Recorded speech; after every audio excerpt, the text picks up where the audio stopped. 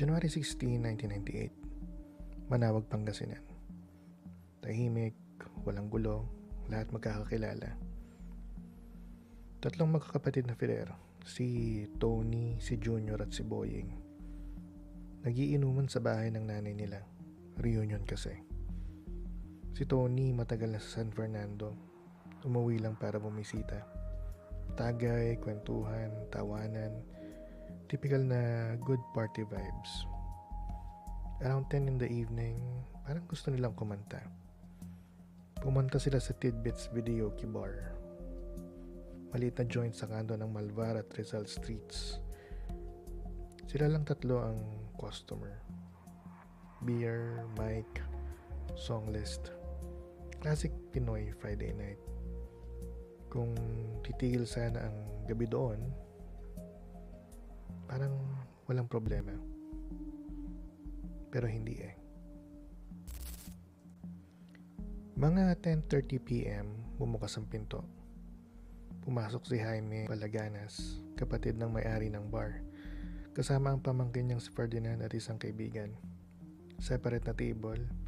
Chill lang, walang issue. Hanggang pumili si Jaime ng kanta. Alam ni Tony ang kantang yan, word for word. Hindi siya nakapagpigil. Sumabay siya.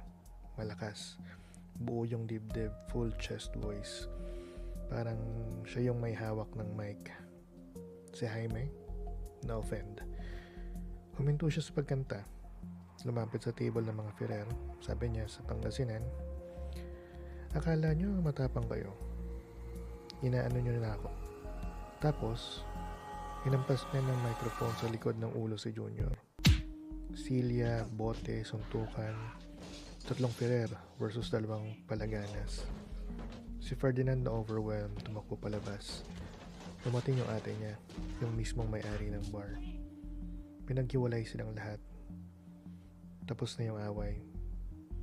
Pero yung gabi, hindi pa. Lumabas yung mga Ferrer para magpalamig doon sa Rizal Street, mga 8 meters away. Nakatayo si Ferdinand. Hindi na siya mag-isa. Katabi niya yung kuya niya, si Roderick. Yung wala naman kanina dun sa bar. Galing lang sa bahay mula sa pagtulog. Nakapadyama pa nga at nakasando. Pinuntahan siya ni Ferdinand. Ginising siya. Humingi ng tulong. May hawak na baril si Roderick. .38 caliber. Tinuro ni Ferdinand yung tatlong magkakapatid. Tapos sinabi niya yung mga salitang wawasak ng isang pamilya. Sila yon, barilin mo. Unang tama si Junior sa tiyan. Pumaksak. Pangalawa si Tony, yung kuyang umuwi lang naman para bumisita. Yung sumabay lang naman sa kanta. Tinamaan sa ulo. Patay agad. Si Junior duguan sa kalsada. Tumingin sa kapatid niyang si Tony na hindi na gumagalaw. Sumigaw siya kay Boying, bato, bato. Bato lang. Yun lang yung meron sila. Si Boying pumulot ng mga bato sa kalsada at hinagis kay Roderick hanggang sa umalis yung magkapatid na Palaganas at nawala sa dilim. Dumating ang mga pulis. Dinala sa ospital yung tatlo. Doon lumabas yung buong bigat na nangyari. Si Tony, 2 tama ng bala, sa hita at sa ulo, dead on arrival. Si Junior, butas yung malaking bituka at yung pantog. 2 surgery bago siya nakabangon. Si Boying, 1 bala sa right shoulder. Na-discharge siya the same day. Isang kanta, 1 bangkay, 1 na ICU, 1 nakasling ang kamay pag-uwi. Sa trial, ang depensa ni Roderick ay self-defense. Binato daw siya agad pagdating niya. Nag-warning shot pa daw siya sa ere. Binaril niya lang daw sila kasi takot siya para sa kanyang buhay. Hindi na naniwala ang korte. Nung dumating si Roderick, nakatayo lang ang mga Ferrer sa labas. Walang hawak, walang armas. He was not restricted in any way. Pwede siyang tumakbo, pwede siyang tumawag ng pulis. pero pinili niya magputok ng baril.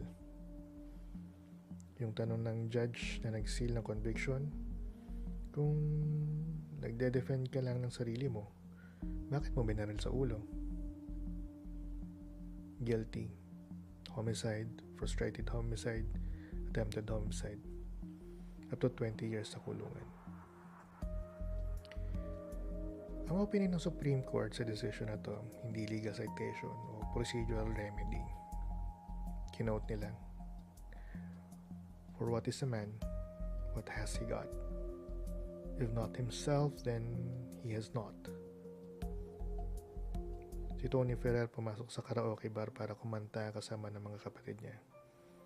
Yung kantang nagbago ng lahat, it's about living with no regrets. Sayang, hindi niya natapos kantayan.